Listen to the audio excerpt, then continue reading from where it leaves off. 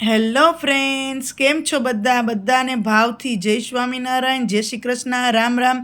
તો આજે મારે બનાવવાની છે ચોખાની પાપડી. તો મેં મૂકી દીધું છે પાણી ગરમ મૂકવા આંધણ, અને એમાં નાખી દીધો છે આ ખારો, અને હવે એમાં નાખવાનું છે સ્વાદ અનુસાર નિમક. એટલે બહુ ખારું નથી કરવાનું, કારણ કે તળાતા કોઈ પણ વસ્તુ છે ને સેજ ખારાશ પકડે જ. એટલે પછી મેં મોટા ટોપિયામાં એક પાલી ચોખા દરાવી અને એની પાપડી બનાવવાની છે.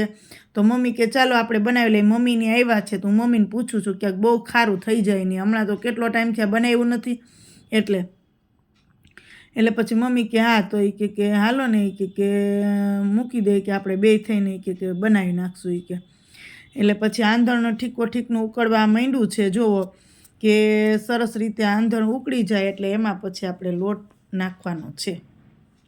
તો આજે આખી પ્રોસેસ તમે જોઈ લેજો કે કેવી રીતના આવી રીતના સિમ્પલીથી આ બનાવ્યું છે. જો હલાવી નાખ્યું મેન મમ્મીએ લોટ નાખીને ચોખાનો, અને પછી હવે છે ને એને ઢોકરિયાની અંદર કપડું રાખી, નીચે પાણી રાખ્યું ને કપડું રાખી દીધું, એટલે આંધણ ઉપર ન ચડે અને ફાટે નહીં. એના માટે થઈ અને ખીચી છે ને એ બાફવા મૂકીને ત્યારે અમે નીચે કપડું રાખી દીધું, ને એની ઉપર ખીચી નાખી અને જો વચ્ચે ક્યાંક ખાલા રાખી દીધા, એટલે વરાળ વ્યવસ્થિત બફાઈ જાય એમ.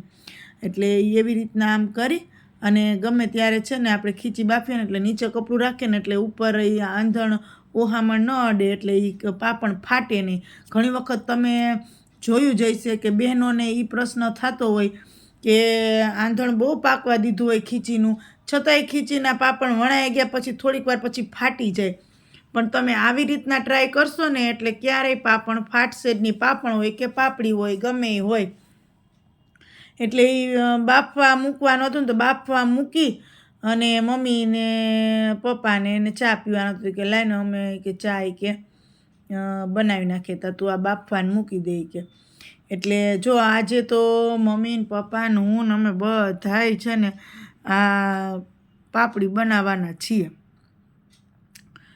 તો વિડીયો જોતા પહેલાં મિત્રો, જો પહેલી જ વખત વિડીયો જોતા હોય તો ચેનલને સબસ્ક્રાઈબ કરી દેજો, વિડીયોને લાઈક કરી દેજો, તમારા ગ્રુપમાં શેર કરજો. અને આજે સરસ મજાના ચોખાના પાપણ કેવી રીતના થાય, એટલે કે પાપડી કેવી રીતે થાય તમે જોઈ લેજો આખો વિડીયો, અને પછી તમે બનાવજો. એટલે તમારે ક્યારેય પછી પાપડી બનાવો એટલે પાપડી ફાટે નહીં એમ.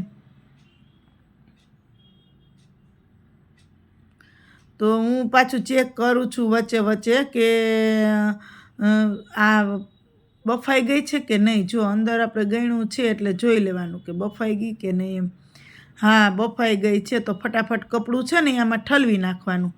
ઠલવી અને પછી પાછો જેટલી વધારે હોય, અમારે તો 2 વખત થાય એટલી છે, એટલે વધારે છે એટલે અમે પાછો બીજો ઘાણો સીધો એની અંદર મૂકી દીધો એમ, કે ફટાફટથી થઈ જાય એમ.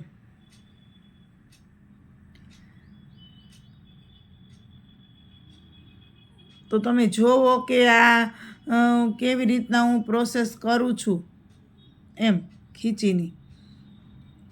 તમે જોશો એટલે તમને ખ્યાલ આવી જશે. અને પછી એના પાપણ જો કેવી રીતે થાય છે એવી રીતના તમે પણ કરજો પાપણ, એટલે તમને પણ નવી રીતે આમ આઈડિયા આવી જાય. તો તમને પાપડ ને પાપડી ગમે એ આવી જ રીતના કરવાની હોય.